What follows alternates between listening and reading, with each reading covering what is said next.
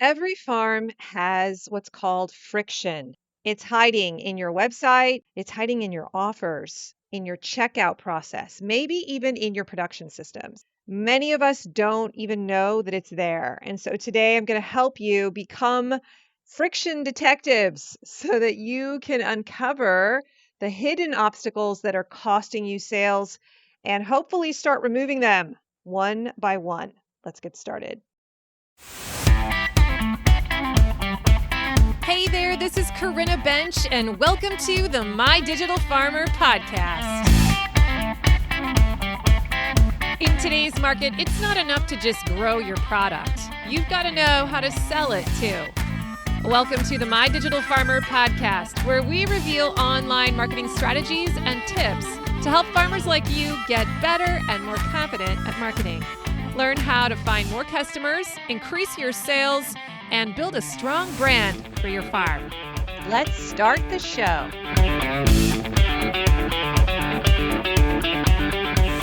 Well, welcome to episode 370 of the My Digital Farmer podcast. I am your host, Corinna Bench, one of the farmers at Shared Legacy Farms out in Elmore, Ohio.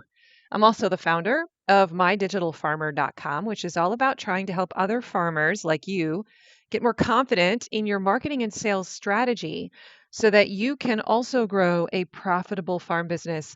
Welcome back to all of my regular listeners. I really appreciate you checking me out from week to week. And for those of you who are new, thanks for coming. I'm glad you're here. I hope you get a lot out of this episode. It's going to be a good one. And if you want to learn more about how to get better at farm marketing, I encourage you to go back and search through the archives. There's so many good topics in this podcast.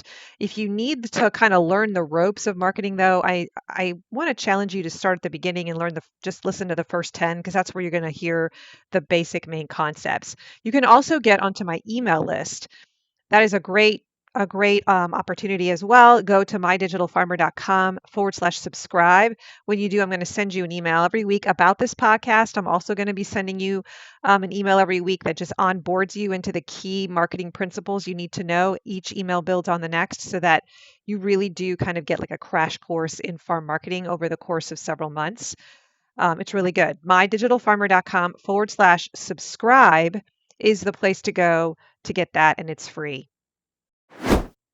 Today's podcast is sponsored by my friends at Local Line.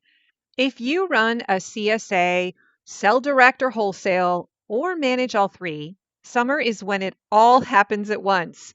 Packed markets, weekly CSA boxes, and a harvest that keeps coming. Local Line helps you handle your busiest season with less stress and more control. In 2025, farms and food hubs using Local Line grew their sales by 33%, with average order values up 31%. That's real results across operations of all sizes on the platform. Local Line brings everything together in one platform: CSA management, wholesale ordering, automated inventory, box builder, and POS. Run all your direct channels from the same place, whether that's your CSA, market sales, a farm stop, or a food hub. And through their marketplace partnerships now, you can reach chefs and buyers nationwide through Cisco, Gordon Food Service, and US Foods with a low barrier to entry. Switching is easy too. There are no setup fees, no sales commissions, and their team will migrate your storefront for free even mid-season, and it only takes a few days. As a podcast listener, you'll get one premium feature free for a full year when you use my coupon code MDF2026 at checkout. So head to mydigitalfarmer.com/local line, all one word, and then enter that coupon code MDF2026 at checkout. Make the most of peak season with Local Line. It's streamlined, it's efficient, and it's built for growth. And now back to the show. Well, I'm recording this on July 4th weekend. And wow, we just came through a crazy heat wave in Ohio. Record heat index. We actually sent our crew back home in the middle of the afternoon and had them come back in the evenings, did just the morning and evening shifts because it was so intense. And man, we're just kind of drained, you know? You just want to you just want to come inside and turn on the air conditioning and take multiple showers and like take a nap. So, we're just having one of those weeks. This is a big week for us too because our son Jed is leaving for basic training next Tuesday, July 7th. He'll be gone for 8 weeks. We're actually going to go see him graduate in San Antonio. We're going to take a week off and just pause the CSA that week so we can go experience that. I've been told it's really cool. And so I'm just trying to do things with him this week. We're going to do a special prayer blessing over him and just invite some key people from his life around him the day before he goes. And I've lined up different people in his life to send him letters so that he's getting mail 3 to 4 times a week. So I'm being very strategic about how I can support him from afar. I'm really proud of him. He's going to do well. So for all of you who've been cheering for him or who have someone who is serving in the armed forces, just thank you for your service. And I just ask that you would be praying for my son if you are the praying type. Send good vibes his way. All right, today I wanted to talk about friction. Friction in sales, friction in our business. And this is something that is often the source of problems in our sales process. It deserves a solid episode. I bet you could think of a moment this past week where you experienced friction of some kind in your farm business on the sales and marketing side. Something that just caused a customer to hesitate, or maybe it caused you to hesitate from doing something that you quote unquote should be doing in the marketing space. And it maybe led to a frustrated customer, or maybe you lost a sale because of it. I have this one situation that keeps showing up for me, and I am not really quite sure how to optimize it any further. So we have an online store as one of our marketing outlets. It's the thing that's growing the most. The thing about the online store, we use Local Line, and it's a great system. And I love how Local Line allows me to set different pickup locations, different times for those locations, so people can go and choose where they want to pick up and what time they want to pick up. But obviously, there has to be a window of time when the ordering process closes, because I can't have someone try to order a product in the 2 hours that my crew is actually packing the product for everyone. Like, we have a set time where we pack all the store orders. It's on Tuesday morning and Thursday morning. And so if someone's trying to place an order on Tuesday morning, well, it's too late because we've already harvested the product. I'm not going to go send out one of my guys to get, a bunch of kale and a bunch of chard and 2 summer squash for one order. Like, people have to place their order within the right window. And so I have this cutoff time. I explain it on my store. I explain it in every email at the end that there is a deadline to place their order by and it's different for the different locations. So I get that it's confusing, but this continues to be a source of confusion for brand new customers who want to buy for the first time, who get all excited when they see me post about my black raspberries on social media, and then I put a link there for how to get on my email list, or sometimes I take them right to the store. And then they go and they try to place the order, and maybe they see that post the day after the window closes. Or maybe the only site that's showing, because they come in on a Tuesday, and they want to order for one of the Tuesday sites, but they can only order for the Thursday site, and they don't understand, right? And so I get these emails every week from people who are like, I tried to order XYZ from your store and it won't let me. There's something wrong with your store. Every time I get an email like that, I just go, ah. I actually have a template email now that AI has helped me write that I can just copy and paste into my Gmail so that it's a little bit faster, but it's a point of friction because I have to stop what I'm doing, interrupt my workflow, and respond to this customer and explain to them why they can't order, that no, it's not my store, it's just our process and why we have this process. So, this is a classic example of a point of friction in my business in our buying process. And once a customer learns it, it's no longer really a point of friction because they get trained and they understand how it works and they learn to create a habit within my boundaries, within my rules. But it does, I know, cause me to lose some first time customers because they just don't have the patience to figure it out. They don't have the patience to email me and ask me what's going on. They just probably abandon. And I've done a few things to try and address this issue, like making it very clear at the top of the online store how to place an order, like putting these reminders in the weekly emails, putting it all over the place in my social media every week. But it still keeps coming up. And so every time I have to email a response and use precious time to do that, I tell myself there's got to be another way. There's got to be something I'm missing. Is there something I could do differently? Do I need to just change my workflow or my process?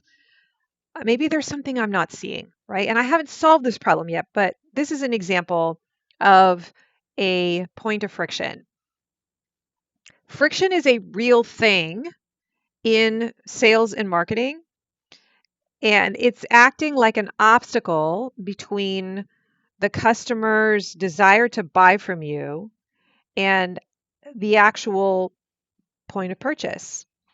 And every point of friction is costing you sales, is costing me sales, even if we maybe don't realize that it's there.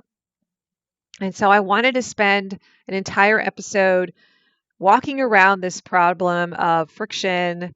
And my hope is that by the end of the episode, you're going to recognize that friction exists, and that it's kind of normal to have some in your business. You're not going to remove all of it. Maybe to start looking at your business through a different lens. And I've kind of coined this phrase, becoming a friction detective. So hopefully you'll be able to identify at least one point of friction that you are committed to reducing or flat out eliminating sometime this week. I know I'll probably bring up a few more in this podcast that I'm currently dealing with or that I have dealt with in the past. And I want you to come up with one as well. And hopefully there's one that you're like, you know what? I'm going to finally deal with this and I'm going to create an SOP around this, or I'm going to fix something in the text so that this stops happening. So friction is anything that's making the buying process harder than it needs to be. So it could be a delay for your customer. It could be confusion. It could be an extra step or effort that's just like making it harder. It could be, I don't know, some kind of obstacle. Sometimes it shows up as asking someone for too much commitment before they're ready, and there's just not enough, there's not really a guarantee that they're going to like it. Too many steps. And friction is normal. Every business is going to have some of it. You're not going to eliminate all of it. That's not the goal of this episode. And I do think that some friction is unavoidable. It might even be healthy because friction causes you to pause and causes your business to have points where things pause and you can be thoughtful and help a customer kind of slow down, which maybe is a good thing. But so some friction is unavoidable and some friction isn't worth fixing yet or ever. you may determine after this episode that, yeah, I've got these 3 or 4 things that are points of friction, but you know what? The amount of time and effort and expense that it would take to fix them, there just isn't an ROI on it. Like it's not worth, I wouldn't make a ton of extra money. I can deal with the friction. So, um, I thought that it would be helpful for us to look at some classic examples of where you might find friction in your business. And I want to help you spot some of them. I know that right now, I'm going to ask you right now to just, if you can, try to identify a few sources of friction in your business right now before I even start pointing to examples. Hopefully, there are a few that are jumping out at you. Points where you know it's slowing the customer down, it's costing you sales, where there's confusion. Uh, and now, as I go through these categories and give some more examples, I'm hoping that maybe I'm going to make you see some things that might be going on in your business right now that you hadn't considered. Maybe you didn't realize, oh, that's causing friction. And some of these, as I go through them, maybe you can jot them down and be like, you know what, I do have that problem. And I can totally solve that. That is an easy lift. You might end up at the end of this episode being like, wow, there's a lot of these things she mentioned that are on my friction audit. And I don't have time to fix all of them, but there might be a few that are worth it, that are worth taking 30 minutes to go in and take care of because it ends up opening the floodgates and bringing the traffic in. You know, I think of the metaphor of a traffic jam, being on the interstate, and then all of a sudden there's an accident ahead, and we all just come to a stop and start crawling down the highway, and it's taking a long time to get to where we want. And it's frustrating. It's not a good experience for us as a driver, right? We want to speed things up. We want to be able to go where we want to go quickly. We want to get off on the exits we want to get off on. We want to get to our destination. And when we're talking about the sales process, your customer is like that person in the car. And we just want to make the whole buying experience feel seamless and easy and quick so that they can get off of the highway, take the exit, and get to where they want to go and not even really notice that there's any kind of slowdown. So the first kind of category that I want to walk around, I talk about it a lot on this show, is the first time buyer friction. And I really want you to think about how hard is it for someone to buy from me for the very first time. I'm not talking about people who come back, who've figured it out, who've already purchased, and now they're repeat customers. I'm talking about the very first purchase, the first time they spend money with you. And we create all kinds of obstacles, points of friction that make it difficult for a first time buyer to actually complete a sale. So here are just a few examples, and ask yourself if some of these may be happening. Are you asking people to commit to a CSA, a big time commitment, before they just try out your stuff? This comes up again and again in my coaching calls and farm marketing school, where there just isn't a good easy gateway offer. Instead, it's like leap to this really big expensive thing as your very first purchase. And that's just a point of friction. No judgment. I'm just telling you that is a point of friction. That's a lot to ask. Another common example would be requiring that people create an account in the online store before they can even browse your products. Or I know I see this with some e-commerce platforms where you can't see the prices of the products until you log in and create an account. So, I mean, one of the trade-offs there is that you capture an email address if you force someone to have to log in and create an account first to even be able to buy from you. But that does keep some people away who aren't ready to take that next step and give you their contact information. Having a complicated ordering process, and I can raise my hand here. I feel like this falls into I fall into this category. It is not super easy, seamless to buy from our online store for the first time because we have these weird ordering windows. And so if I'm trying to advertise all week long about my gateway into my business, which is the online store, it's almost like I really can only advertise that on Saturday, Sunday, and Monday because those are really the only 3 days a person can purchase. All the other days the store closes and I'm tallying the inventory and getting ready for the next weekend. So that's a complicated ordering process. Asking your customer to make too many decisions, not having a starter offer in the first place. So a person comes in and just sees all these great products, can tell that you have abundance, but they aren't sure where to begin. You don't have a very clear starting point, or the thing that you know people probably would love to buy first is hidden in the middle of your store or hidden in the middle of your display at the market, and it's not the first thing that they see to pull them into your booth. Another example might be not having a lead magnet at all in your sales process. So I often say that the lead magnet is actually the first offer that you make before you pitch a first product offer. A lead magnet is an offer, right? You're offering something in exchange for their contact information. In many cases, it's a I don't know, it could be a produce availability list that you promise to send them every weekend, or first dibs on what you have available, or it could be a guide you're going to send them. It could be a video of how to fill out a cut list, whatever you're offering in exchange.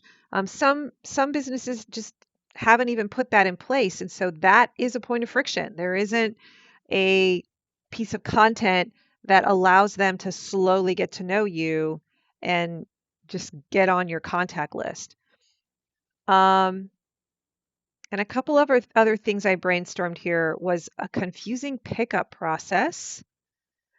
For those of you out there who have a lot of different ways they can pick up, different locations, and they've got to, move through that information and find their location, like that could be an extra step that's making their brain have to work hard, or to having a call to place their first order. Sometimes I hear this from farmers during my coaching calls, that the way that they place their order is by making a phone call. And that isn't necessarily scalable. And for some people, calling someone on the phone these days is actually not their favorite way to make first contact. They would rather text or send an email. So these all kind of fall under that category of first time buyer friction. And so I probably missed a few, but I just want you to be thinking about, how have you greased the wheels for this particular category? Is it hard for someone to buy from you for the first time? Is it not clear where they should begin? And really just take a look at that. The second element that I want you to take a peek at now is what I call website friction. And this is where someone goes to your website, if you have one. Hopefully you have one. If you don't have one, well, that's a big source of friction. But when someone goes to your website, can they figure out what to do in 10 seconds or less? This is where I want to refer you to the book by Don Miller called Building a Story Brand. I've talked about it here on the podcast before. That is a great classic read that's going to give you everything you need to know about how to make a really clear website message. He talks a lot about this idea of the caveman test, that a person should be able to come to your website and within 5 seconds be able to tell what you sell, what problem you solve, what you sell, and how to go about getting it. And if that isn't clear, if they can't grunt that out like a caveman in under 5 seconds, then you have a communication problem. You have a confusion problem. So you want to take a look at your website and ask yourself, can my customer tell what I sell very quickly, visually, but also with the words you're using? Do I have a clear call to action button?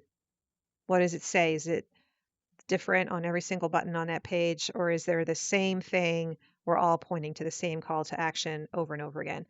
Um, Another common issue that I see is that you can't tell where you're located. It's not clear what state you're in or what city you're in. The hours that you're open aren't clear. Maybe your telephone number isn't easy to find, and there's no pricing. Oh, I hate that. I hate when I go to like a service website, if I need to purchase the services of a plumber or whatever, and I can't find how much they're going to cost, and then I have to call them, like that just really annoys me. I would rather just see what it is so I can make a decision. So not having pricing listed, the confusion of your navigation, having broken links because you're not updating it. Um, Incidentally, I've had the situation where my lead magnet that I post on social media, so this isn't on my website, but it's kind of related. I will post my lead magnet on my social media for my farm periodically.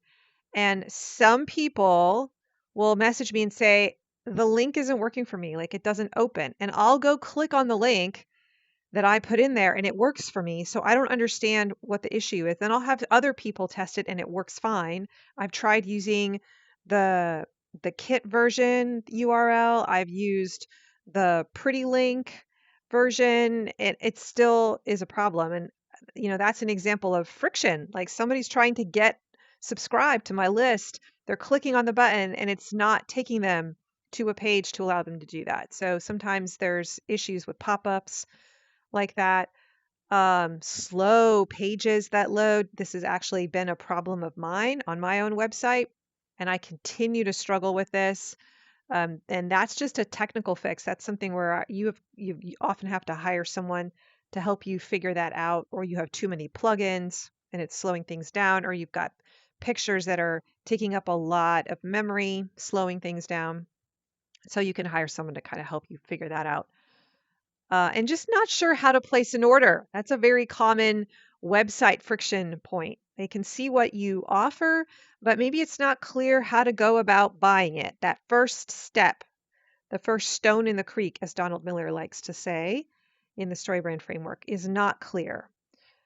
So as I'm talking this out, maybe that's worth taking some time this week to just go look at your website or ask a friend who isn't super familiar with how your business works to just go look at your website homepage and ask them, how is it doing? How's it scoring? Where is the friction?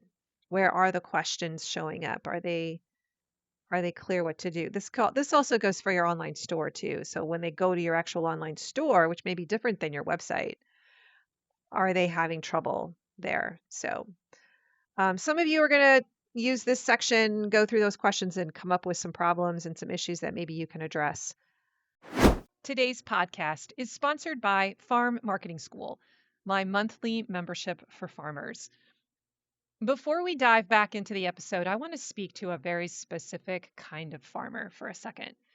If you're a year or two into your business and things are working, but your marketing still feels kind of scattered, like you're posting, you're sending some emails, you're running promotions, but it all feels disconnected and you're not sure what's actually driving sales.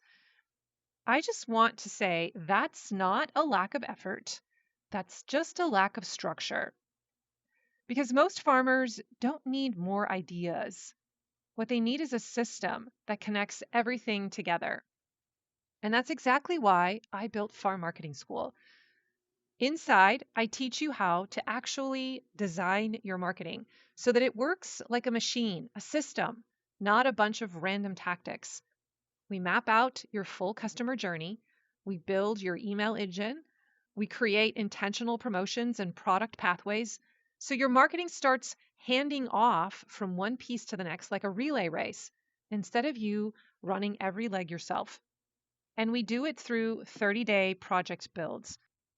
So you're not just learning about marketing, you're actually finishing things. You're actually building the marketing assets in your marketing machine, your sales funnel, your promotions, your lead magnet, your weekly email rhythm, all your marketing assets. And that's when the shift happens. Marketing starts to feel lighter. The flywheel starts to spin. Sales start to feel more predictable. And you finally feel like, okay, I'm on the right track. I know what I'm doing.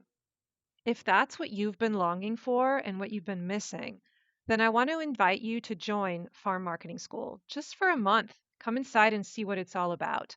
You can learn more at mydigitalfarmer.com/FMS. And now back to the show.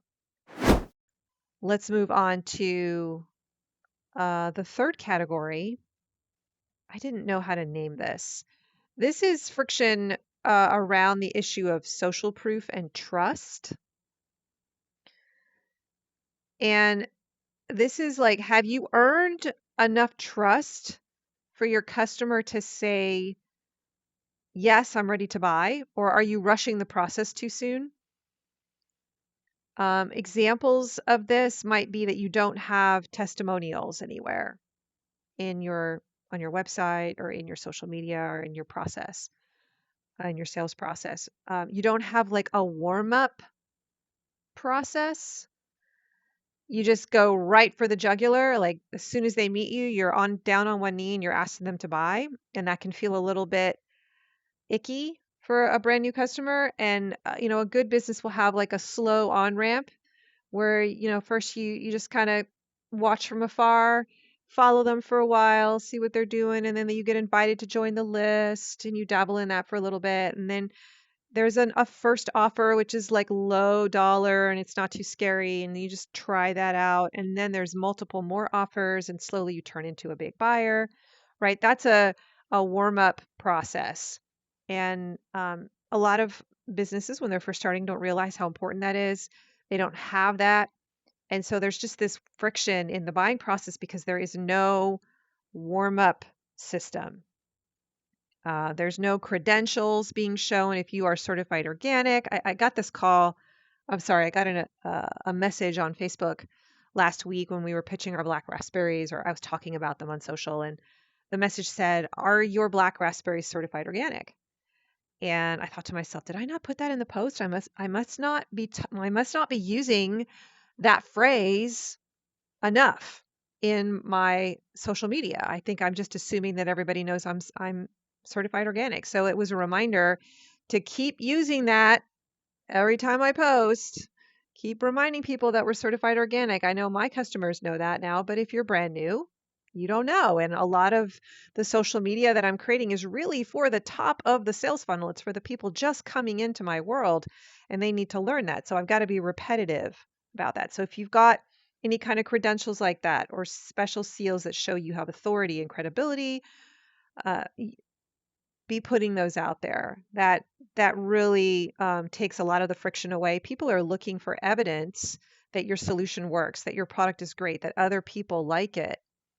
And often they are looking for the testimonial.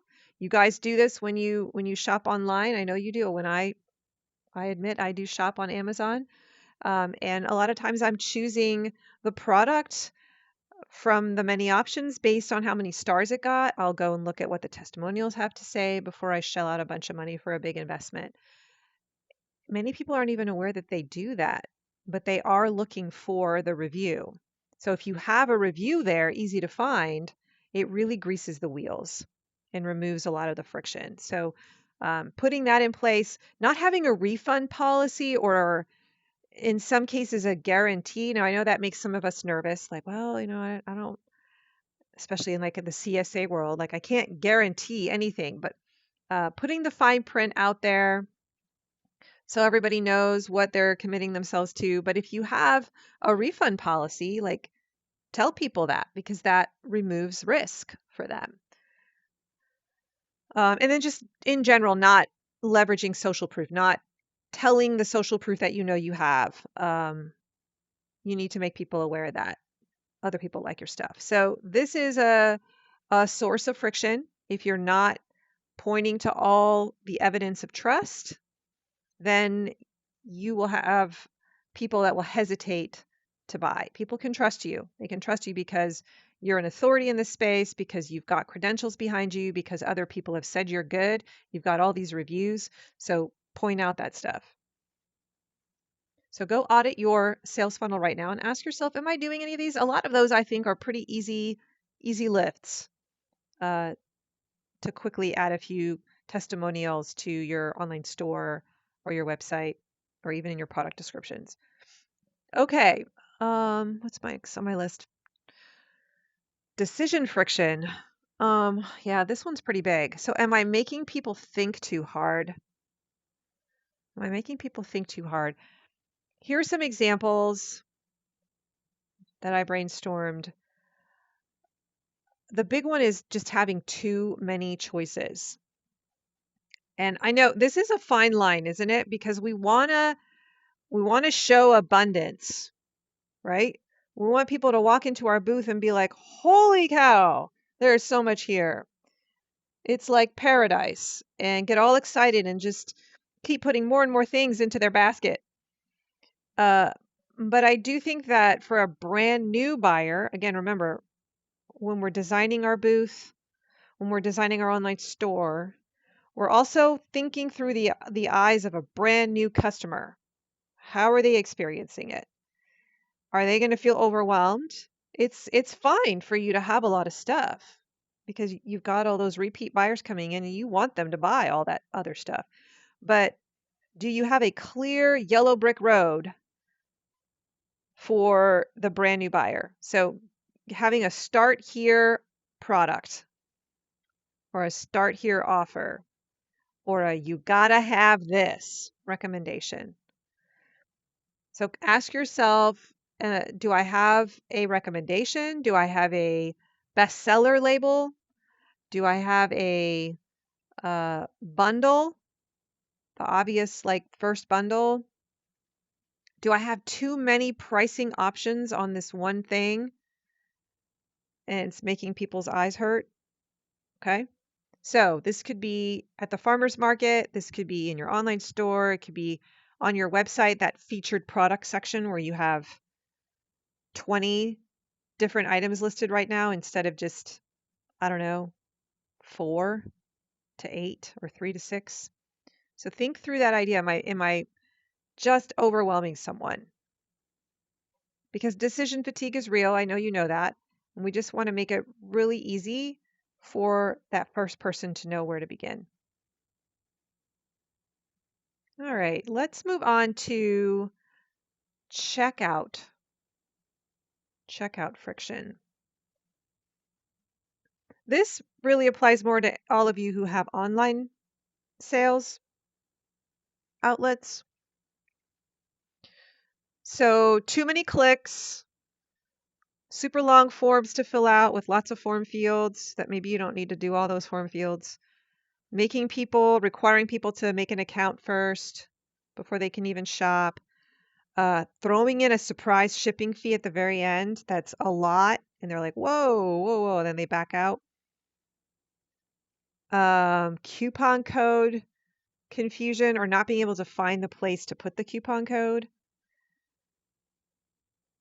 A common one for me that's coming up right now because I have this online store credit membership that I launched this year and that we're beta testing. I spent a lot of time. I'm still continuing to do it. We're on week 3 of the season right now. And every week when I email them, I just keep sending them the tech video for how to access their online store credit, because that was a point of confusion. I had a couple of old lady customers. They were so super cute. And they would call me like, I can't find my store credit. Where is it? And so I would walk them through, oh, you just have to log in. You're not logging in. That's why you can't see it, right? And having to just really explain that. So how do I use my store credit if I have some? I want to be able to pull from that instead of charging my credit card again. That might be a point of friction. Maybe the shipping or the pickup is unclear and they're not sure how to go about actually getting their order. So once they place their order, what happens next? That is actually a really big thing that I see a lot when I'm auditing websites and farmers are like, I'm just not getting a lot of sales. I don't know if it's the reason that that's happening, but I suspect that it's part of it. Make sure you have instructions for what the next step is after they place their order at the top of your online store. So if someone comes right to your online store and doesn't go through some other communication channel like your website where it explains it all, or a social media post where it explains it all, and they just land on your store, are they going to be able to tell how it works? So make sure you've got that information there. Weird payment processes too. I'm raising my hand here. I still ask people to pay via check for their CSA. And actually, next year, I think, is the year we're going to make the switch and we're going to offer credit card payments. We're going to ask them to choose between check and credit card. But if they use credit card, we're going to charge them. We're going to make them pay the credit card processing fee, and we'll be really clear about that. But we're going to give them that option. But I am in agreement now that paying by check is becoming more and more of a point of friction at checkout. People are like, I don't even have checks. And it just slows down the process of getting payment. So those are just some examples. Are people having to jump through a lot of hoops at checkout? Take a look at that process. Okay. I have a couple more here. Communication is another area where you might see friction. I've already referenced a few of these, but this is where the right information is not getting out to your customers, either at the right time or in the right place or in the right way, because not everybody communicates through email. Or maybe it's going to their spam folder and they never see it. Or um, maybe they're trying to communicate to you through Facebook Messenger and you're not checking Facebook Messenger at all, really. And so you're missing key points of information because you haven't created a process or a system or a standard to say, you know what, if you want to talk to me, you've got to do it through email. Like you get to decide that. So here's some examples of where customers getting confused in the communication process. Take a look at like the questions you're getting through email or text, I suppose, every week. Are there a few that are rising to the top? I know I can raise my hand here. One of them is from my CSA members where even though I have trained this in multiple emails in our onboarding where I put it in the end, in the PS of every weekly email, I still have people write me and say, hey, I missed my order. I wasn't able to pick up. Can you let me know how do I go about getting it? And I just sigh and then I copy and paste the email response that I've prepared. So that is an example of I still haven't figured out that point of friction. And I have to decide, do I want to spend more time trying to dial that in and get it to the point where I never have to email people because it's just so clear? And what would that solution be? I'm not sure that I know. And is it worth spending all this time and effort to figure it out? Or can I just deal with the 3 or 4 emails that I have to send a week? Maybe it's just okay to deal with that, right? So as we're going through these sources of friction and you're identifying them, you're making these assessments like, well, how big a deal is this? Is this holding me back from really scaling?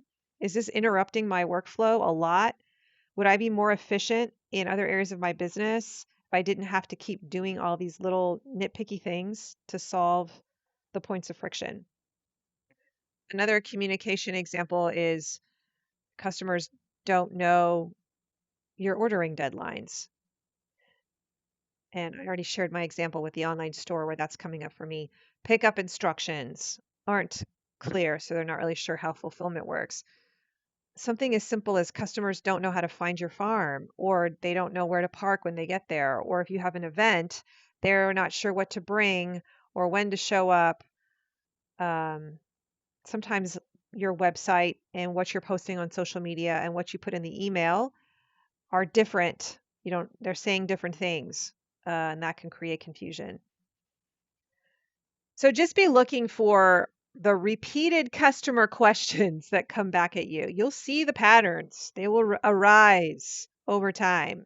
They will surface and rise to the top. And as they do, make a note of them, jot them down. If you don't have time to deal with it right now, just jot it down because that is a little flag waving in the wind saying, hi, I'm a source of friction. you get to decide if you want to deal with me or not. Okay. So just make sure you identify it. Habit friction. I don't really like that phrase. Okay. This is after they've already become a customer. And now there's something standing in the way of that person becoming a regular buyer, because that's the goal, right? We want to increase the order frequency. We want to pull that lever and get that person to come back and buy as many times as possible. That's how we grow our revenue. It's one of the three main revenue generation sources. So this is where buying from you is not becoming a habit. There's some source of friction in the way that's keeping that from happening. So what is keeping them from buying again? This is the key question. They're either forgetting to order. Why are they forgetting to order? What is the root cause? Maybe the deadlines are unclear or they move and shift. Maybe you're not reminding them that they can buy, or the day that you're sending that reminder doesn't fit their buying cycle. I know one of the things I'm paying more attention to is the fact that my CSA members, they like to go shopping on the weekend for the supplemental stuff, whatever I am not going to be able to provide in the box. So I have to get this information to them by Friday night so that it makes their shopping outside of my farm, their shopping experience more beneficial. So I'm trying to not just remember to send them a reminder email, but the timing of when that reminder email drops, that matters. So you want to align it to fit their buying habits. Maybe they don't know what's available. The ordering window is too short. So maybe you got to look at, am I willing to extend it to, again, meet their needs, their buying needs? And then again, they don't know what the next best offer is. Maybe they bought the first gateway, but you haven't made it obvious what the next thing should be. You've just shown them the whole inventory list and they're overwhelmed again. And that may be the source of why they're not creating a buying habit with you, why they aren't buying for the second or third time. So think about some of those questions. Maybe there's some others that I haven't thought of. What is keeping them from buying again? It could be some technology issues too. It could just be that they're having trouble in the online store because you've got some kinks you have to work out. Okay, and the last one I almost didn't include, but I think this could be potentially an issue too. This could be a little Pandora's box. Sometimes the friction is not customer facing. It is an internal business friction. And this is where you have barriers inside of your business and how you're operating your business that are making it, they're having like a consequence where it's leading to lost revenue, lost sales. I have a whole bunch of examples here. And a lot of these are things that I have had to deal with. So, for example, the field walk isn't happening at the ideal time. That has nothing to do with something the customer is doing. But like my husband Kurt is supposed to do his field walk on Friday morning so that he can find out what's in the inventory and give me that information so that I can get it into the online store by my deadline so that my customer can shop at noon on Saturday because that's when they're trained to shop. And sometimes Kurt is late and I don't get that. And then I don't open the store until 4 or 5 p.m. on Saturday and I lose sales, a lot of sales. And so that's a situation where like we've got to have the field walk happen on this day by this time. And if that system isn't in place, it has an impact. Okay. That's kind of an example of something that is happening inside the business. Something like I don't have a set time in my schedule where I announce the offer of the week. So if I move it around and like sometimes I send my email on Fridays, sometimes I send it on Saturdays at 4, sometimes I don't wait, I do it until Sunday. Like I'm not helping my customer get into the habit of knowing when they can expect the offer to arrive. Now they can't create a habit around my product. Okay, so that's an example of where I have to build a process and make a deadline that I always meet. So I always send the email out around noon to my CSA customers. My online store customers get it at 1 p.m. and my rest of my list gets it at 3 p.m. And I'm really strict about those times because they each have access to the store for a little bit longer than the next tier on purpose. Let's see, I've got so many here. Not having SOPs. So internally, the systems for how you fulfill or prepare to fulfill or prepare to put inventory in there, like they're not happening. And so it's upsetting downstream your sales process. You don't have a rinse and repeat system for sales. So every promo, every weekend feels like you're reinventing the wheel, trying to come up with what should my offer be, or how should I try to get people to buy this week? And so you don't do it. You don't prepare an offer. You don't like have a weekly email that goes out. Maybe you don't even have like a template yet. And then you put it off, you keep putting it off because it just feels like a heavy load, and then it's too late and you miss that ideal window, right? Is this like I'm totally raising my hand. I have so done this. And now I have these templates. Like templates are amazing. They're starting points. I have a day of the week, a time when I set it in my calendar, and it has got boundaries around it, and I do it. Bottlenecks in the pack process that slow things down or that create errors. Sometimes the inventory isn't accurate and runs out, and now you have to you have to upset a customer, or it shuts down the pack process. And it's not efficient. You have to wait for the inventory to come back, right? Needing owner approval for every little step that can have an impact on your sales and revenue downstream. You have the wrong person selling your product at the farm stand. They're not a people person. This is classic example of the wrong person on the bus. And you just haven't dealt with it, and it's affecting your sales, right? This is an example of an internal business problem. I could go on. I'm going to pick two more. Let's see. There's a long wait to pick up the order. Maybe your pickup site location only has one lane, and so you just can't solve that problem. Or you only have one site host or employee at that site, and so there's just a long line all the time. And you could solve that problem by going to a different pickup site if you decided you want to do that, or hiring another employee, but maybe you've decided you don't want to and you're just going to deal with the lines. But that can have an impact on the experience the customer is having. Things forget to get loaded onto the truck that goes to market because you don't have a checklist. So that's an example of not having an SOP, not having a checklist that you go down to make sure everything gets there. And then you don't lose sales because you forgot to bring along the bacon or whatever. Product isn't getting harvested at the ideal time of day. And so the quality of it is poor. That has an effect on sales and repeat sales. Okay, I could go on, but you get the idea. So look at some of the things going on uh, on the other side of your business internally. These different systems and processes, sometimes they're out of your control. You could be collaborating with another vendor and they don't come through for you, or their product shows up at the absolute last second and creates havoc for you and stress. And you're like, is this worth it? Do I want to do this anymore? And it creates anxiety. Again, maybe then you don't pitch that offer anymore as much because you're just so stressed out about whether you're going to get the product in time, and you find it's affecting your promotion. Take a look at things like that and ask yourself, is this worth spending time to try and remove this friction?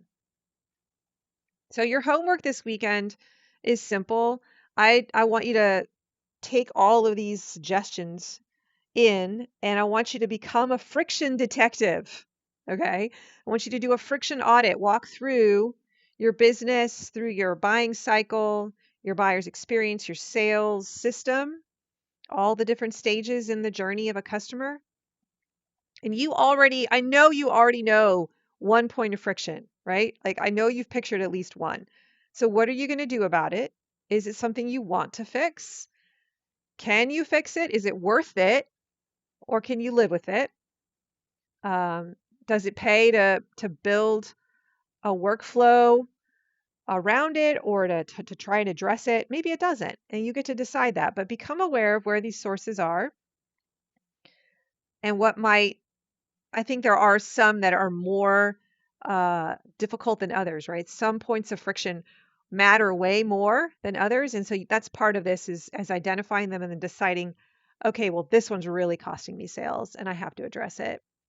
If I want to scale, we've got to deal with that before we even try to scale. And then there's others where you're like, nah, that costs me a few customers and I'm willing to live with that. So the goal of today was just to help you think through this idea of friction, identify different places where it is to realize that it's normal to have it. There's nothing wrong with you if you have it. I just want you to be aware of it and be intentional about deciding whether you're going to let it live with you and hold hands with it, or if you're going to try and minimize it and come up with a strategy for doing it.